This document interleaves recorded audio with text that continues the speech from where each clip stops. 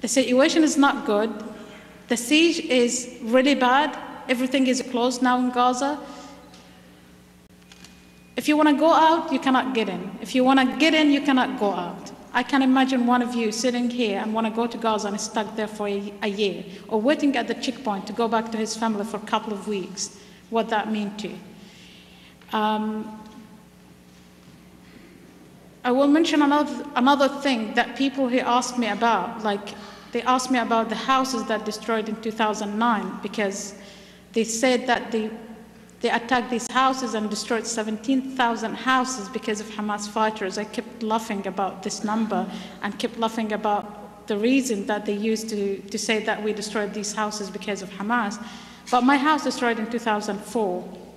Hamas were not in power, they were not there. And 3,000 houses destroyed as well at that time. You didn't see them.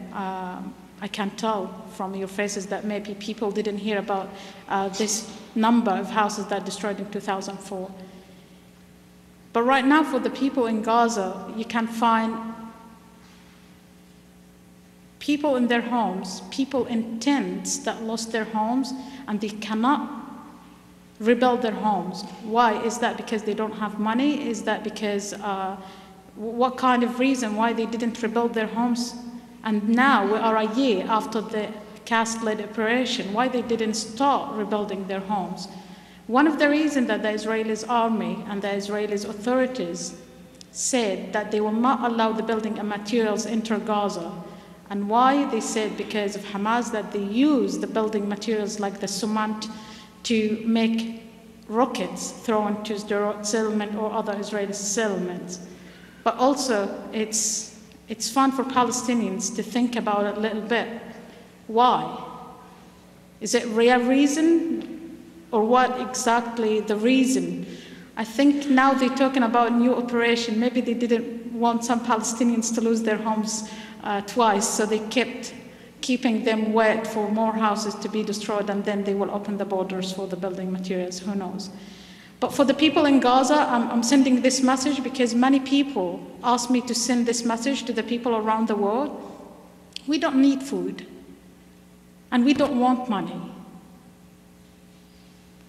It's true that we can stay, like, my family ate the same food for a year, lentil, it's not bad, it's great. We need to feel free. We need freedom. Go out, come back, feel a human.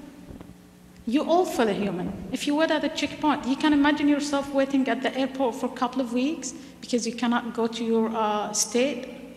I don't think one of you can imagine himself in a situation that he traveled from state to state and then he realized that he have to wait in that airport for a couple of weeks. I did. We waited, me and my family and hundreds of Palestinians at the crossing for 3 weeks inside the terminal. People want to feel free. They don't want food. This is what we don't want to. We can stay eating one meal a day. Patients want to go out for treatment. I saw many young guys, they died and their families saw them. Orphans, they saw their parents killed. Do you think that these children who saw their parents killed in front of their eyes will forget that and say, let's start peace talks or whatever? They saw their parents, their cousins, their families killed in front of their eyes. They will not forget that easily. And these are the bombs for Israel. It's not the suicide bombers that always keep talking about this subject that it's really boring subject to talk about. These kids who saw everything in their eyes, we don't teach our kids to hate the Israelis' children. When I teach, I'm a teacher as well. Most of the time when I teach the kids, never hate children like you. Whatever his race, whatever his nationality, even Israelis' children. They are children like you. You don't deserve to put this hate in your heart because they are children. No matter what, you are the same. But the problem is, what they see in Gaza every day, it's give them the experience.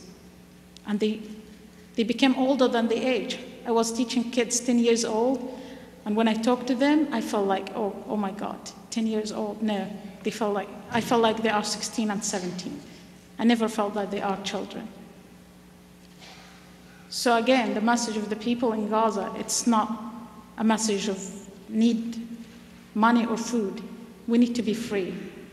We need to feel this, not just talk about it. When I left Gaza, I said, okay, I said to my family, goodbye, I'm gonna see you maybe in a couple of months after I get my training and return back. And I'm here in the United States after 5 months, actually 7 months now. I cannot go back to Gaza for different reasons. One of the reasons, the Egyptians, our neighbors. So I can imagine how many Palestinians left Gaza Strip and cannot go back. Maybe here you can jump, just book a ticket and go to your family, see them whenever you want. For me, no. I cannot go whenever I want. I have to wait the crossing, and when they open it, then I have to enter. And sometimes we wait weeks at the crossing. So again, the message of the people, it's not the need of food, it's not the need of clothes or contributions that people here just send them food of. We don't want this again and again and again. We don't want this. We want to feel free. I want to go back home. I want to go out whenever I want. I want to feel a human. I want to be myself, like you all. And this is my message to you, and this is the message of the Gazans in Gaza Strip, that felt like you need to feel like people in Gaza is like you. They are not different. They are not from different planet. They are on the earth. We are on the different part. We have different culture. But we are human.